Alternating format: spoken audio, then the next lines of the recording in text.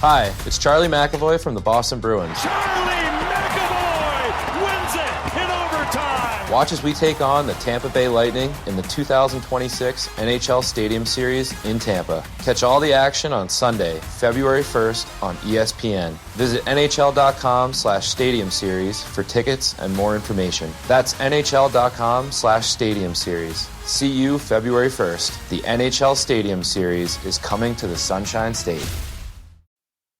This episode is brought to you by Indeed. Stop waiting around for the perfect candidate. Instead, use Indeed sponsored jobs to find the right people with the right skills fast. It's a simple way to make sure your listing is the first candidates see. According to Indeed data, sponsored jobs have 4 times more applicants than non-sponsored jobs. So go build your dream team today with Indeed. Get a $75 sponsored job credit at Indeed.com/podcast. Terms and conditions apply.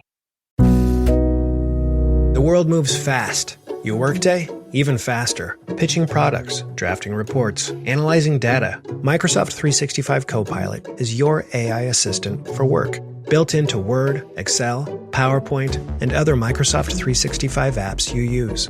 Helping you quickly write, analyze, create, and summarize. So you can cut through clutter and clear a path to your best work. Learn more at Microsoft.com/M365 Copilot. Whether you bond over streaming binge-worthy videos, watching sports recaps, video gaming, or by unplugging altogether, the 2026 Lincoln Nautilus Hybrid helps keep you connected throughout your journey. Learn more at Lincoln.com. Available connectivity features and functionality vary by model. Package pricing, trials, and term lengths vary by model. Video streaming and games are only available while parked. Every sip of Coca-Cola brings you closer to the excitement of the FIFA World Cup 26.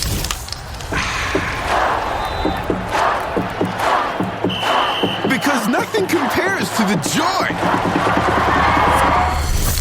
So grab a Coke and drink in the FIFA World Cup 26. No purchase necessary. 13 plus in 50 U.S. states and D.C. with a web-enabled device. Ends March 1st with 8 entry periods. Rules at CokeURL.com/soccer rules. Hello, everybody, and welcome to the Kelly Green Hour first off-season episode here in 2026. Happy New Year to everybody. I know I said it already because we did have a game after the New Year, but I'll say it again, as we are 8 days away from Super Bowl 60 featuring the Seattle Seahawks and the New England Patriots. I'm your host, LG Harrell, and as always, I am joined by my co-host, Connor Donald. Connor, what's going on, man? Hey, life's good. I mean, the Super Bowl is coming. I wish it was the Eagles in the Super Bowl, but unfortunately we're not there. But life's good, and we have lots to talk about tonight. We just have an offensive coordinator to talk about. I don't know. We'll see if people are happy. Before we jump into that, as always, follow us on Twitter at Kelly Green Hour. Follow Connor on Twitter at Connor10. Follow me on Twitter at LJRaw54. And follow the Eagles Pin Pull Network on Twitter, YouTube, Facebook, and wherever you get your podcasts. And if you're joining us live, let us know your thoughts in the chat about Sean Mannion, the new offensive coordinator for the Philadelphia Eagles. So, Connor, before we jump into into Sean Mannion, the Eagles had they casted a wide net, which I'm glad they did because last year they didn't interview anybody at all. Just gave the job to Kevin Patullo, and we saw how that turned out. They had interest in Charlie Weiss Jr., who decided to stay at LSU. They had interest in Jim Bob Cooter. They had interest in Brian Dable, who they did interview. He ended up going to Tennessee to be the offensive coordinator for the Titans. They had interest in Mike McDaniel, who had a virtual interview, didn't come for an in-person interview. But he's more of a hot weather climate guy. He's been in San Francisco, Miami, now LA. He pulled out of the Ravens job. So, I don't think he was ever going to want to coach in a cold city. They interviewed Bobby Slowick. They had interest in Declan Doyle, who said, I want to stay in Chicago, and then ended up becoming the offensive coordinator for the Baltimore Ravens. So he obviously didn't want to be here. They requested an interview with Clayton Adams, the Dallas Cowboys offensive coordinator, but Dallas blocked that request after Dallas hired Eagles secondary coach Christian Parker to be their new defensive coordinator. So that's a big loss for the Eagles. Christian Parker was highly respected in the organization and was potentially thought of as maybe being the heir apparent to Vic Fangio, but that's obviously not going to happen now. And they also had interest in Davis Webb, who's been on a couple of teams' radars. Kevin Stefanski ended up becoming the head coach of the Falcons. Just trying to quickly go through some of these. They did interview Zach Robinson. He ended up becoming the Buccaneers offensive coordinator. They apparently had interest in Arthur Smith, and I think he's going to be the offensive coordinator at Ohio State. I think they had interest in Mike Kafka, and he ended up going to Detroit on their coaching staff. They also interviewed Josh Grizzard, and while he didn't get the job, he ended up signing as being hired as the passing game coordinator of the Philadelphia Eagles. And so I think that was Kevin Patullo's position before he became the offensive coordinator of the Eagles. We'll see if Patullo decides to come back. I don't think he will, but you never know. They interviewed Matt Nagy, who was here. He played he went to the University of Delaware, which is close by. I think he was on the Eagles like in preseason back in the day, coached here under Andy Reid, and then became, the Bears coach, offensive coordinator in Kansas City and whatnot. So the Eagles had interest in him. They talked to Dolphins offensive coordinator Frank Smith. They were planning to meet with Texans quarterback coach Gerard Johnson. I'm trying to quickly go in. I think, is that all the names? Like, I don't know. There's a lot of names. You're pretty close. You got a lot of them. So before we, again, jump into Sean Mannion, what are your thoughts on the search that the Eagles went through and the approach in which they went about it to try to get the right guy to lead this offense and try to get, Jalen Hurts and the offense back on track? I mean, I always felt the longer the search went on, the more distant it was from Nick Sirianni and more towards Howie Roseman and Jeffrey Lurie. So I do think that ultimately this was probably the best direction that it took. And I feel like Nick Sirianni was less involved than some people may think he was. But I'm glad they cast a wide net. There was so much that ultimately went into people's opinions about who got picked, who didn't get picked, and vice versa. But you kind of touched on, Mike McDaniel probably was never coming here. Brian Daboll, I mean, he had the connection. I get the connection that there was with Jalen Hurts, but was that ultimately going to lead to anything? It was tough to say. So when it comes to Daboll, sorry to cut you off, Connor. I mean, I'm not surprised he went to Tennessee because that's a defensive coach. So just like Fangio's the head coach of the defense here, Brian Daboll's going to be the head coach of the offense there. And you have a second-year quarterback and not a sixth-year quarterback who's already a Super Bowl MVP. And while they do have that connection from Alabama, you're not going to be able to really mold Jalen Hurts. You can mold Cam Ward into what you want him to be. Absolutely. And Daboll, and there was reports that Daboll said that he was intrigued by working with Jalen again. But I just think that you have more leeway in Tennessee because Robert Saleh, you would think, isn't going to get fired after 1 year. And he's going to have a couple of years here. There's a potential that Nick Sirianni gets fired after this year, depending on how the season goes. But then, it's going to be an entire new staff here. And Daboll might not be there. So I'm not surprised that's the thinking of Daboll. Yeah, I mean, I fully get the logic behind Brian Daboll, and Brian Daboll strikes me as the type that could withstand the Philadelphia media and the Philadelphia fan base, but to the same point, doesn't want to face it. He could take it, but he probably doesn't want to face it, so I totally understand why he ultimately didn't end up in Philadelphia, and we're going to get into Sean Mannion and stuff, but I mean, it was at the end of the day, I feel like it was a tough circumstance to be in because there are people who sat there and said you could be walking into a job where, like you said, Nick Sirianni might not be back next year, but maybe that means something for Sean Mannion next year, and maybe the Philadelphia Eagles are thinking about next year or years beyond this year. But I mean, while we didn't necessarily get what the fan base felt was the guy to get, Mike McDaniel, Brian Daboll, some of those big guys, I don't necessarily believe where people's where the fan base and media stance on it is necessarily indicative of where the Philadelphia Eagles are headed or where they could be headed.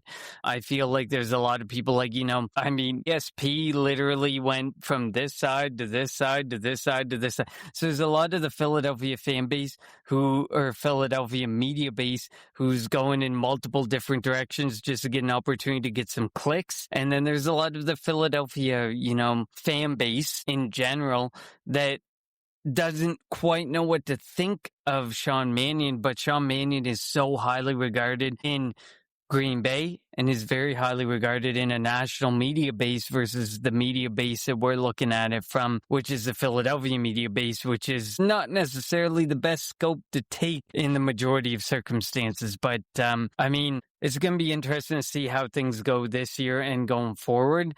But I feel like the Philadelphia Eagles definitely, Jeffrey Lurie and Howie Roseman kind of had a forward-thinking approach to this hire, and I don't know how much Nick Sirianni actually had in this hire, if he had much into this hire. I will say one thing. Jeffrey Lurie, over the course of his tenure owning the Eagles, he doesn't go for the obvious for the most part. Chip Kelly was the one time he went for the obvious, and we saw how that worked out. Nobody heard of Andy Reid when they hired Andy Reid. Nobody wanted Doug Peterson when we hired Doug Peterson. We won a Super Bowl. Nick Sirianni's here, and we won a Super Bowl. So, they sort of try to think outside of the box, I guess, and they don't allow the pressure of the fan base and the pressure of the media to kind of dictate where they are going to go. And you kind of got to give them credit that they kind of block all that noise. Mm-hmm. So yeah, now when it comes to Sean Mannion, as Kassan Kadu, thanks for joining us, says Sean is a big question mark. He has a high ceiling, but a very low floor. And I think like you were mentioning, they're trying to go away, I think, from the Sirianni type offense, because if you look at who Sean Mannion played under, he's 2 years from being in the NFL. He was on that Seattle team in that game that the Eagles lost in Seattle, the A.J. Brown, or the Jalen Hurts interception when they kind of went rogue and threw the ball deep down the sideline. He's coached with LaFleur. He's played under McVay and McConnell. So, he's got that thinking, I guess you could say, in his head when it comes to offense. It's not going to be 48 hitch routes in a game. They're going to try to get the receivers in open space. And I think that because he played the position, he is going to, and I know he's young and this is going to be the first time calling plays, and he wasn't as accomplished of a quarterback as Jalen Hurts is, but because he has that experience of playing, he can say, Jalen, you're going to do this, and I want you to do this because A, B, and C is going to happen. I've seen it happen. I've done it myself. And I think just by having that experience, maybe that'll get into Jalen Hurts. He'll be able to get into Jalen Hurts' head, and maybe he will become more receptive to throwing the ball over the middle, to playing under center. I think they're going to play under center a little bit more. And I think that if he's able to just drill it into the head of Jalen Hurts, because he has that experience of doing it before and seeing it, from the McVay side, from the McConnell side, from the LaFleur side, that hopefully Jalen is going to be open and receptive to, making those changes and incorporating those things into his game. Yeah, no, I completely agree with you. At the end of the day, somebody's going to have to be able to step in and speak to Jalen Hurts and have Jalen Hurts hear them out and do some things that may be different than what he's comfortable with and than what he is, aware of. And Sean Mannion feels like the type, you see there's a lot of talk about Nick Foles, and Nick Foles spoke about Sean Mannion and working with him, and he has this photographic memory and stuff. That was one of the things that made, Charlie Weiss so intriguing, or one of the things that was so intriguing about Charlie Weiss in general was that he had this, this photographic memory and this situational awareness that was so different than from so many other people in the NFL. While I'm disappointed that they didn't get some of the guys, I was a big I was big on Charlie Weiss. I was big on, I was interested with the connection with Brian Daboll and what might be able to be there. And then, of course, Mike McDaniel. Of course, everybody wanted Mike McDaniel. That you would be remiss to sit there and say that if your team was hiring an offensive coordinator that you weren't looking at Mike McDaniel. At the end of the day, Sean Mannion to me is someone who speaks to quarterbacks, understands quarterbacks, and has that, that ability to connect with Jalen Hurts that Kevin Petula didn't have. And Brian Johnson, of course, most recently has already interviewed for the offensive coordinator role in Denver and stuff. So, but he was way ahead. And one of the biggest things that I like to speak to in this offensive coordinator search is that, Nick Sirianni hiring for somebody within his coaching staff versus finding someone outside of the coaching staff who is a first-time play caller, I don't necessarily believe are the same thing.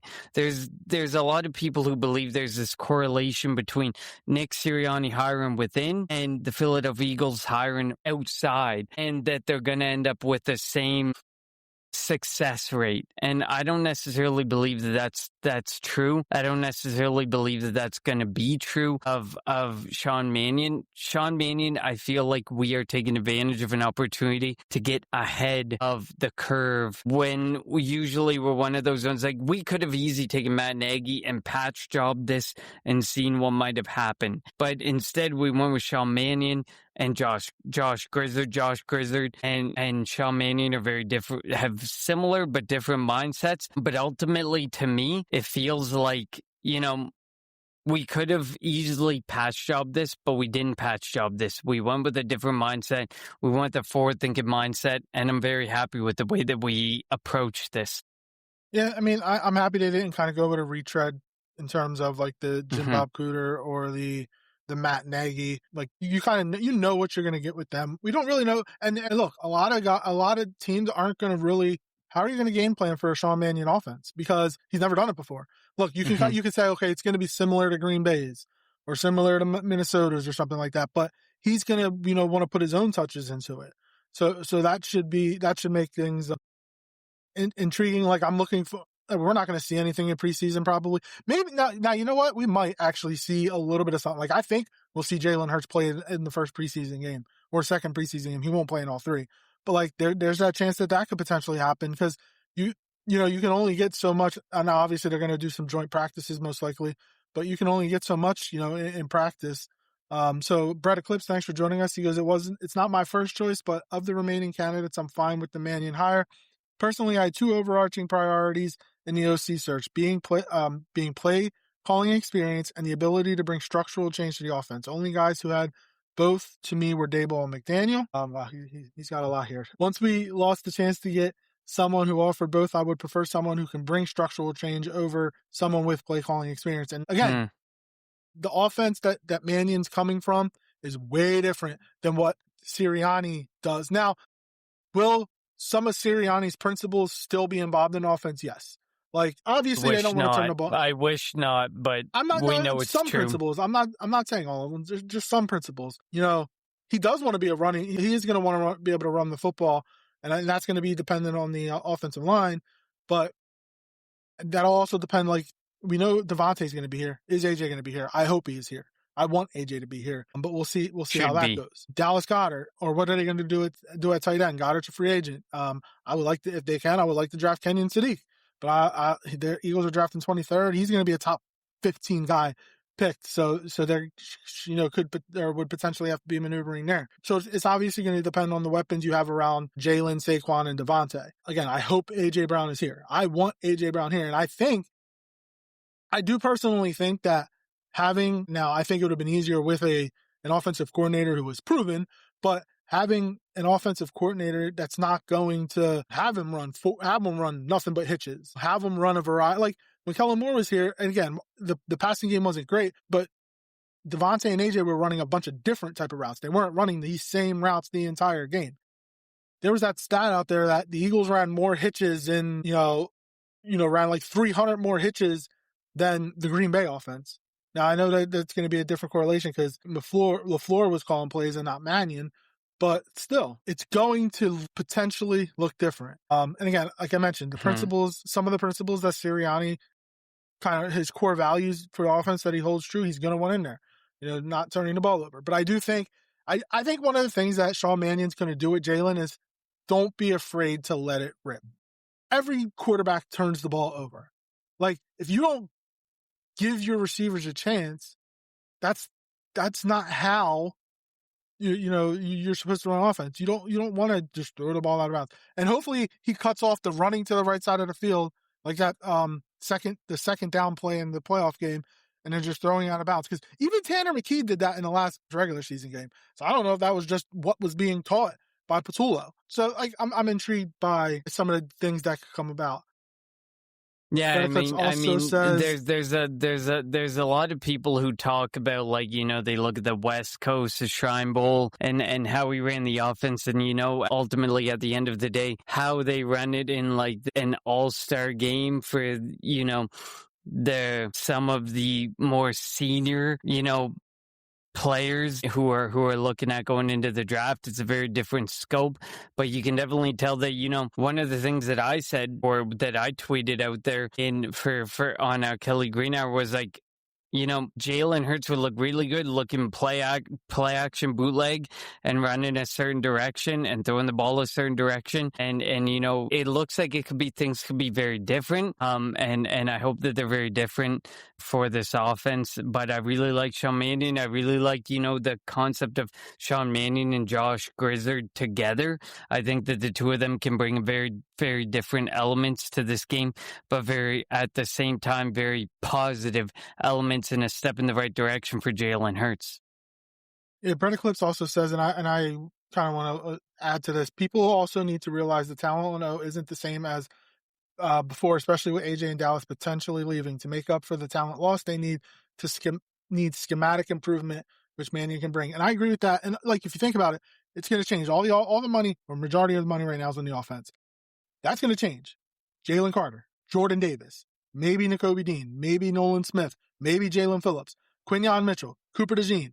They're all going to get paid. So it's going to go from an offensive-led team to a defensive-led team, and you're going to have to replace some of these high-priced guys on offense. So you're going to be drafting a bunch of young guys, and they're going to, and having somebody like Mannion who, Jordan Love had probably one of his best seasons with him as the quarterback coach. Malik Willis, I think he was the QB coach if I'm not mistaken. Malik Willis looked way better in Green Bay than he did in Tennessee. Like, sure. He has that, while he didn't call plays, he has that he can say, look, I've coached it up before. You look at Jordan Love, he wasn't he did throw off his back foot a little bit, but he wasn't doing it as much. And he was, hitting his receivers in stride. Malik Willis couldn't read a defense or couldn't throw a football when he was at Tennessee, and he came here and he's going to get paid this offseason potentially. So, having that experience and to be able to show Jalen and show obviously whatever presentation he brought forth in his interview to the coaching staff, or excuse me, to Jeffrey and Howie, like that's something that Jalen should be able to hopefully be attracted to.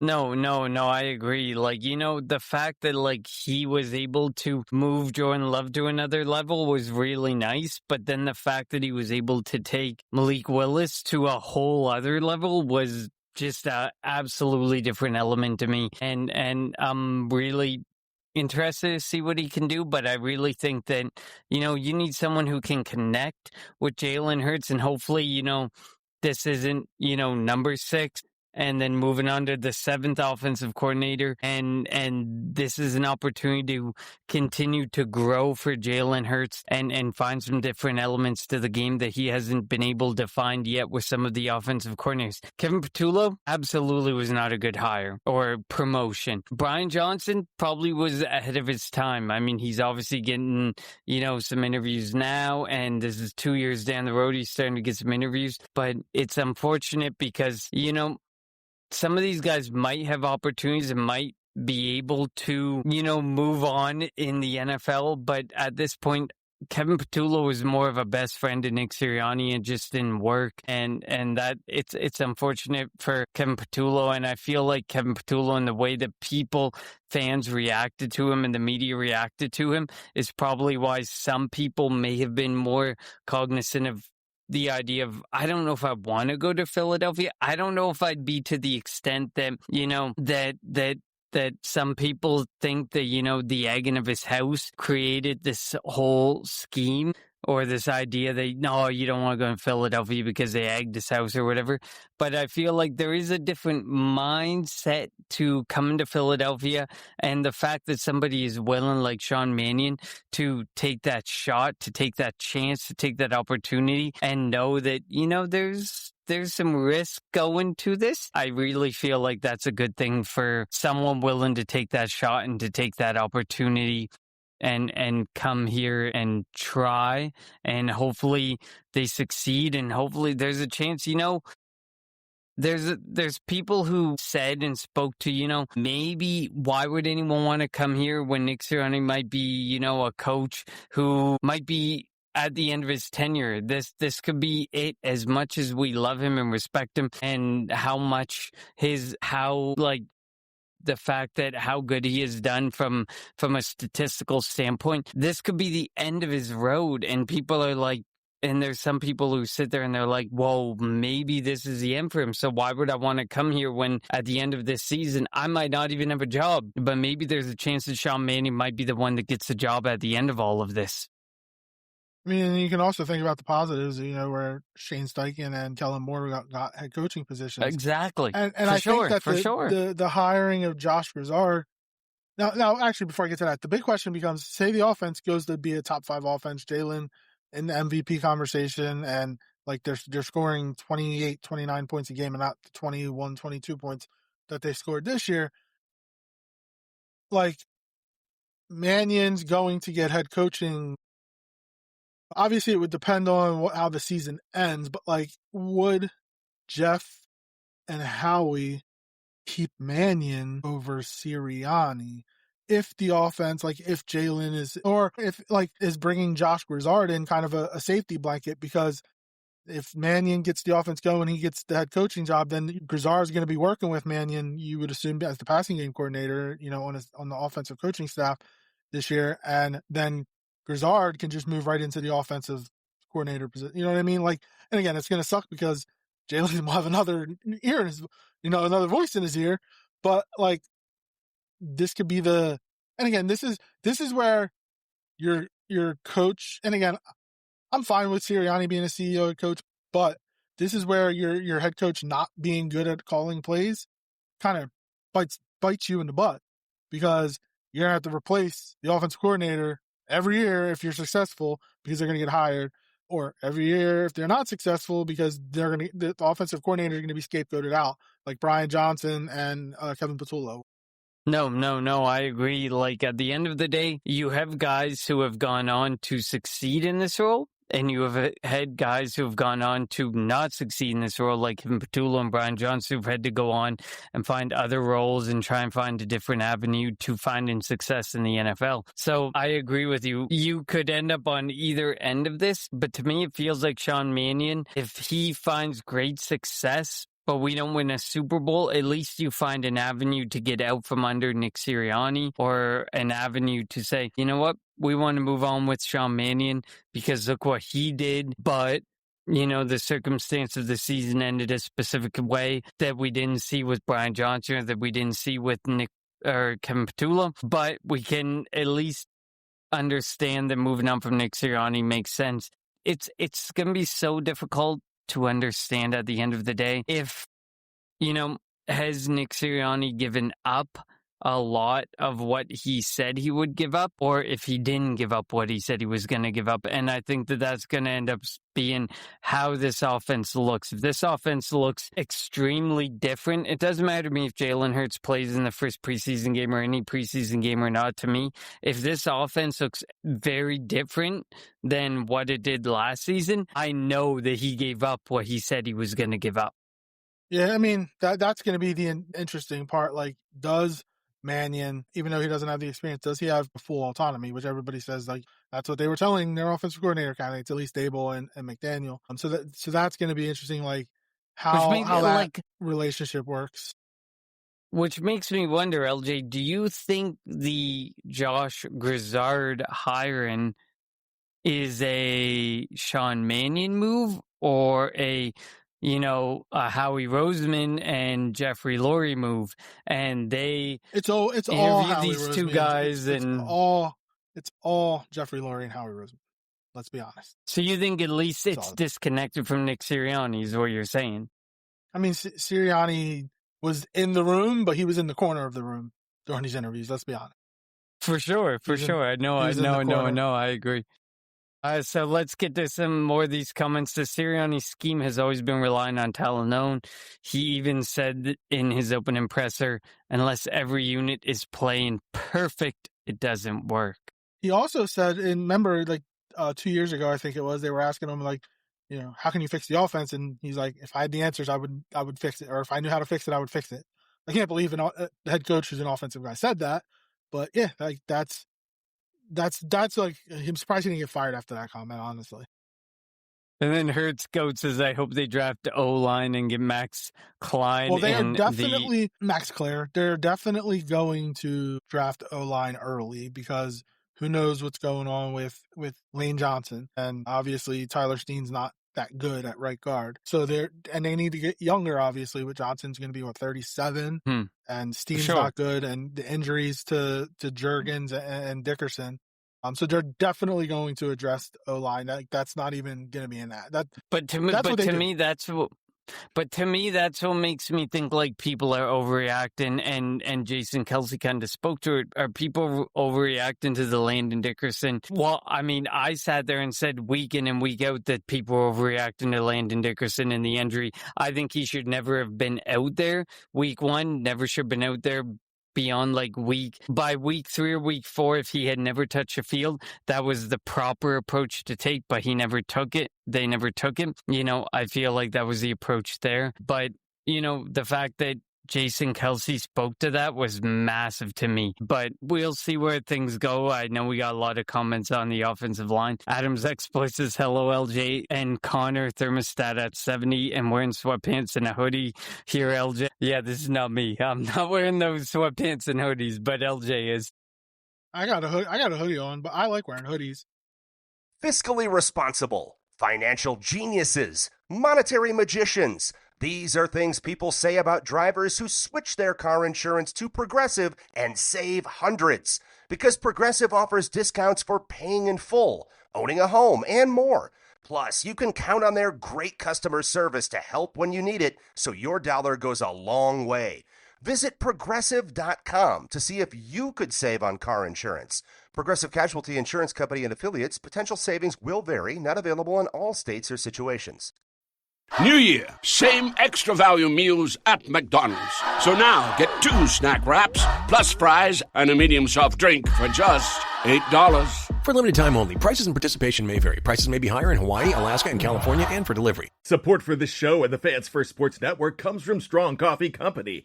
Elevate your coffee routine with Strong Coffee Company's Black Instant Blend and Lattes. Both feature organic coffee, protein, MCTs, and adaptogens for sustained energy and mental clarity. With quick delivery and exceptional taste, their coffee is a convenient option and a nutritious addition to your daily routine. Experience a healthier, most productive day with Strong Coffee Company. Visit strongcoffeecompany.com and receive 20% off at checkout using promo code FFSN. Again, strongcoffeecompany.com, FFSN. When we got that snow I was shoveling in shorts and hoodies. Goat says, I heard Phillips wants 25 and up mil. What are your thoughts? Not happening here. No, not happening here. They'll get a nice 3rd or 4th round comp pick for that. And I know that the big thing is with that is, the Philadelphia Eagles are sitting at between 15 and 18 million in cap space, and there's a lot of room to move, but to think that, if Jalen Phillips thinks he's worth $25 million a year, that's similar to the Josh they're going to let him move on. It's unfortunate because I wanted Jalen Phillips back, but if he wants $25 million a year, it's just not going to happen. But it isn't a move. If you had to choose one, Jalen Phillips or Nakobe Dean, who would you keep? Jalen Phillips. Because I feel like, they've positioned themselves in a way that they can move on from Nakobe Dean. They haven't positioned themselves in a way to move on from Jalen Phillips. It's going to suck seeing Nakobe Dean in a Dallas uniform next year. Don't say it. Don't say Christian it. Parker's going to bring Nakobe, maybe Reed. Like, it's going to absolutely suck. Don't say it. To see Nakobe. I don't care about Reed. I think he sucks. I don't think he's anything. Like, he's not a starting safety. We'll burn him. He can't cover anybody. But seeing Nakobe in a Cowboys jersey is going to freaking suck. I agree with you. Reed Blankenship, to me, like, at the end of the day, if you move on from him because he wants $8 million instead of $6 million, to me, it makes perfect sense to move on from Reed Blankenship. But it is going to hurt to see Nakobe Dean in another. But there's a chance that Nakobe Dean moves on and gets in another jersey and ends up injured in some circumstance, because we know, we've been there, we've done that with Nakobe Dean. Brett Eclipse says Brian Johnson wasn't even that bad. He just lacked answers for the blitz at the end, and so did Sirianni. But that offense was still top 10 in almost all metrics. Better than Patullo's offense.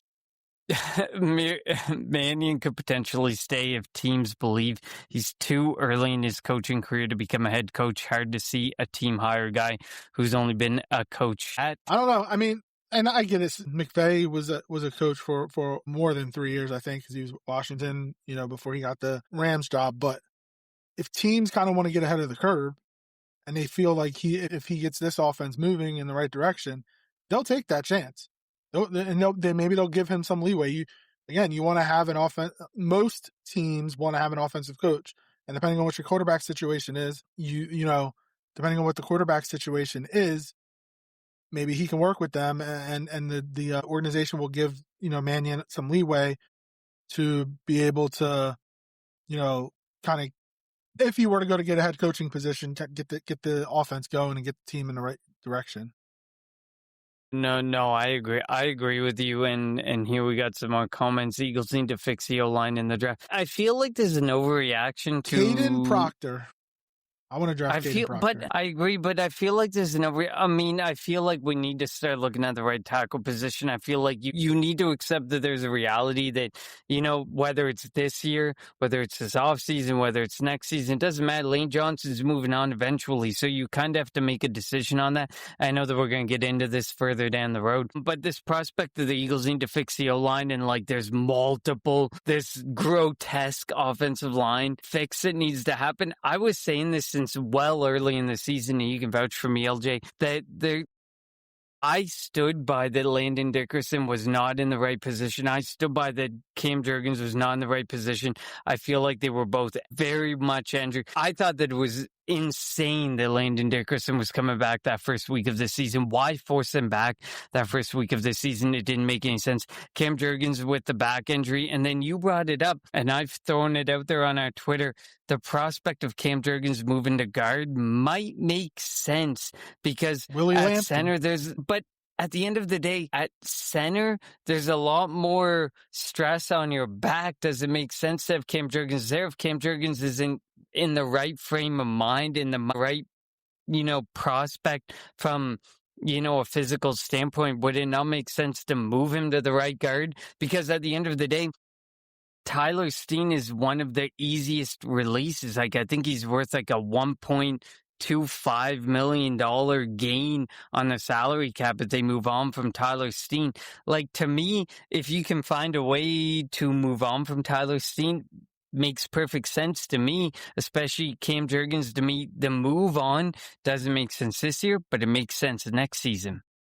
Yeah, we'll see what happens. The big question is, what were your thoughts of the report that came out that the run game coordinator kind of job got taken from Stoutland? And I think the big question comes, when did that happen? Was that when Sirianni said that he's going to be more involved? Is that when it got taken away? Was it earlier in the season?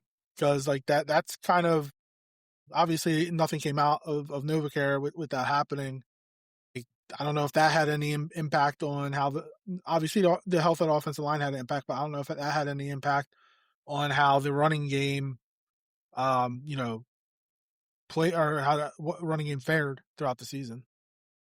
Yeah, I mean, it's tough to say because at the end of the day, to me, I've always respected Jeff Stoutland as a offensive line coach. So the fact that things didn't work out in an offense that wasn't working out anyways, and they ended up moving him as the scapegoat mid-season versus, Kevin Patullo mid-season, I always felt and I believe that coming out of that Green Bay game, if you won that game significantly, it made sense to keep him in. It made sense to say, okay, let's give him another week. To me, it made no sense to give him, Kevin Patullo, any more leeway than that Green Bay game and the circumstance that came from that Green Bay game. But to me, at the end of the day, I'm perfectly fine with, he's an offensive line coach. He is better at pulling the most out of his offensive line than, maybe as a run coordinator. Adams Exploit says, I don't think Jurgens would be good at guard. He's not powerful enough. He played guard for 2 years when we drafted him, and he was better than Steen was. I think he would make a better guard. And again, you have Willie Lampkin, Drew Kendall, Tyler Majors. Like, they have the kind of guys that could potentially fare a little bit better at the center position.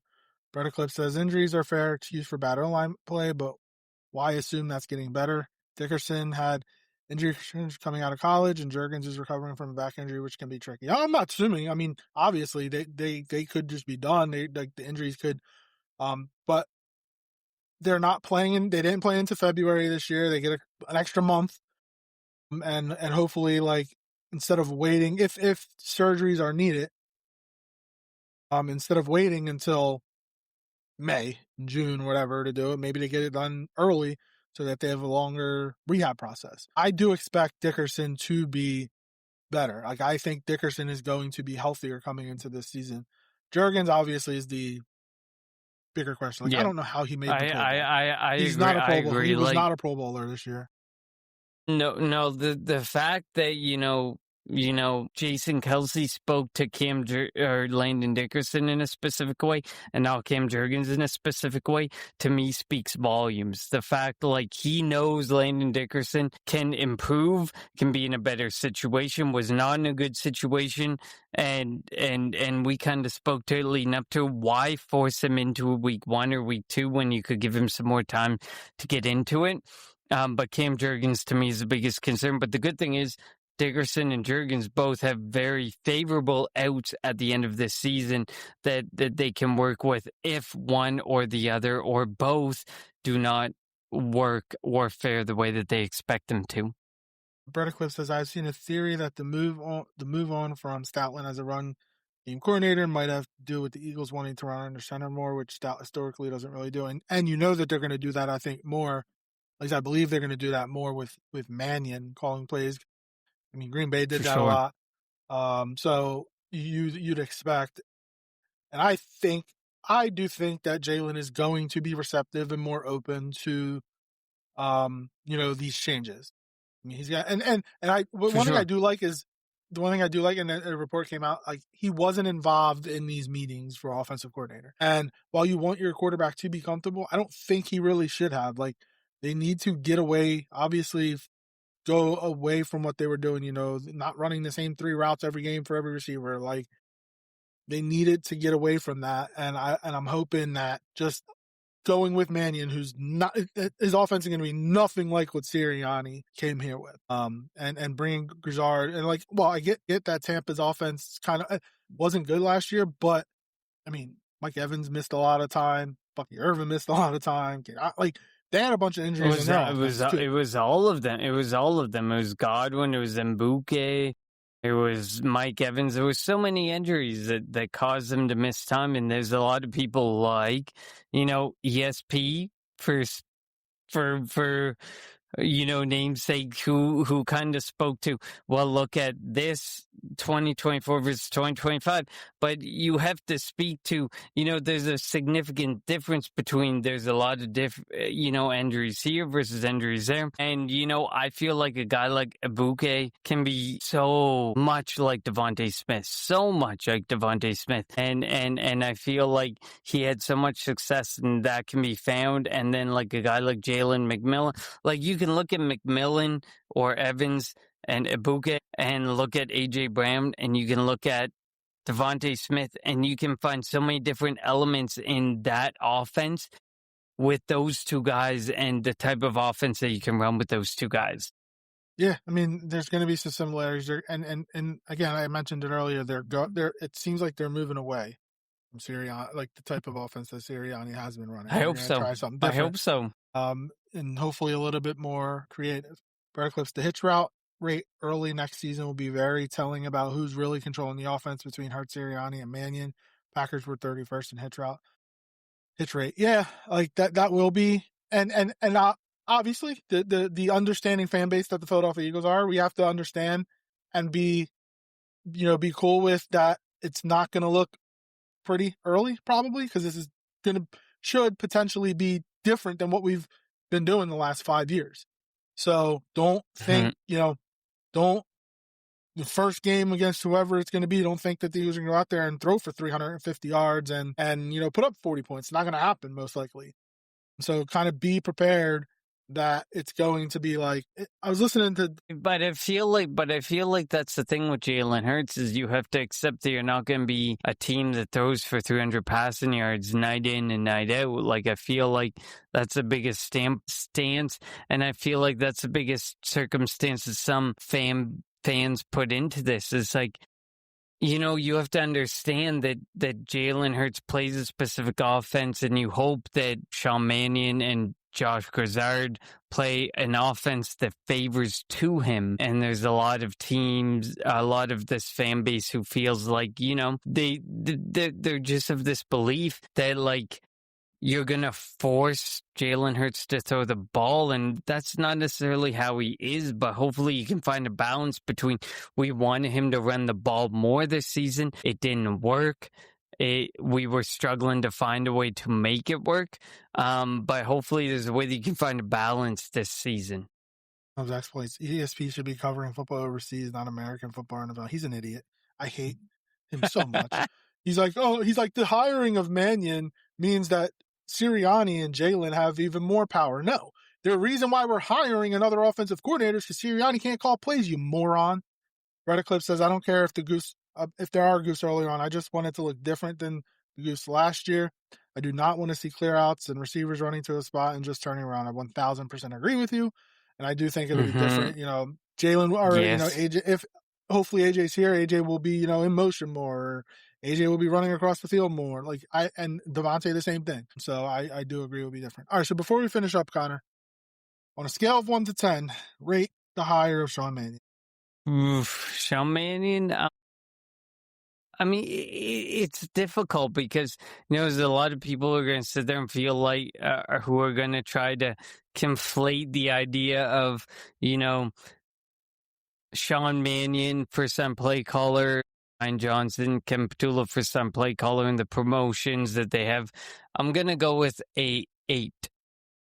I'm confident. In Sean Mannion and what he can become. What about you, El? Before I get to that, there was a comment that I wanted to. Oh, here we go. And this is from Brett Eclipse. He says, "This is a side note, but I wouldn't be surprised if the Eagles draft a quarterback as early as the second round. It's just how the Eagles organization works, and they I do think they are going to draft a quarterback. I don't think it'll be the second round, but I could see them draft a quarterback in the third. They have 2 or 3 third round picks. Like if we would have hired Charlie Weiss Jr., Trinidad Chambliss, that's who I thought we were going to. That's why I thought for sure Chambliss could have been the backup quarterback. If Charlie Weiss Jr. was going to be the head coach, or the offensive coordinator. But it wouldn't surprise. But the only issue is I don't really like this draft for quarterbacks. Like Fernando Mendoza is going to go number 1, and I don't really think he should be going number 1. But that's going to be in general, it's not a very good draft. So it's very difficult. It's going to be one of those years where you see it be so different. People are going to speak a certain mindset about this draft, and they're not going to realize that teams think a certain perspective about this draft. Yeah, and as Brett Eclipse says, and bottom line, if Mannion stinks, then Sirianni gets fired and we can start fresh. And and there were people saying, well, they're not going to fire Sirianni 2 years after winning the Super Bowl. Doug Peterson got fired 2 years after winning, 3 years, whatever it was, after winning a Super Bowl. So they definitely can, and they definitely will. And Jeffrey Lurie's going to only own the team for another 10 years potentially. And his son's going to take over. He wants to win more Super Bowls. He's not going to hold on to a coach just because.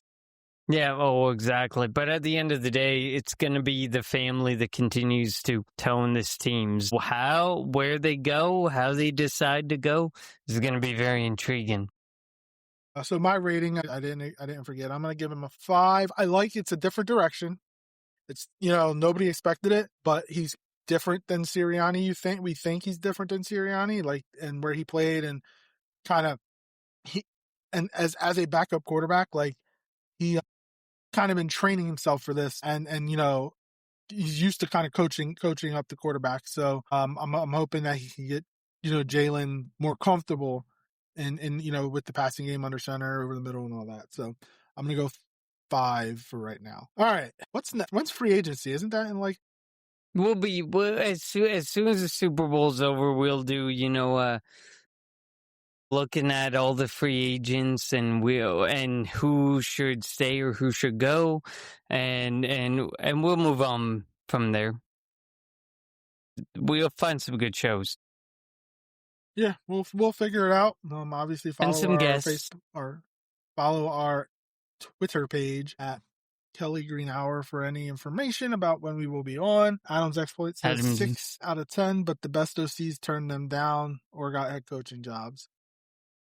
Well, let's be honest. How do we know that? We don't know that if Mannion's going to be a good or bad OC. Honestly, nobody thought Andy was going to be a good head coach. We also don't know if Mike McDaniel or Brian Daboll are good OCs, where they're going to land. It's very different. And we will definitely see. They just have more leeway. I think they kind of have more a longer leash where they're at, and maybe that's why they didn't want to come here. And I just think that McDaniel's more of a hot weather guy. He would never survive in the weather. Again, he didn't even want to go to Baltimore. And it's cold there too. So I just think that he's more of a, obviously he was in San Francisco, Miami, now he's in LA, and his wife's from LA. So kind of look at all that. Thank you everybody for tuning in to the Kelly Green Hour. Sean Mannion is the new offensive coordinator for your Philadelphia Eagles. Please follow us on Twitter at Kelly Green Hour for more information on when our next show will be. You can also follow Connor on Twitter at Connor10.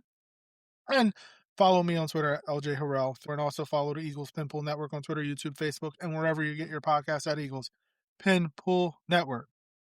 For Connor, I'm LJ. Thank you all for tuning in to the Kelly Green Hour.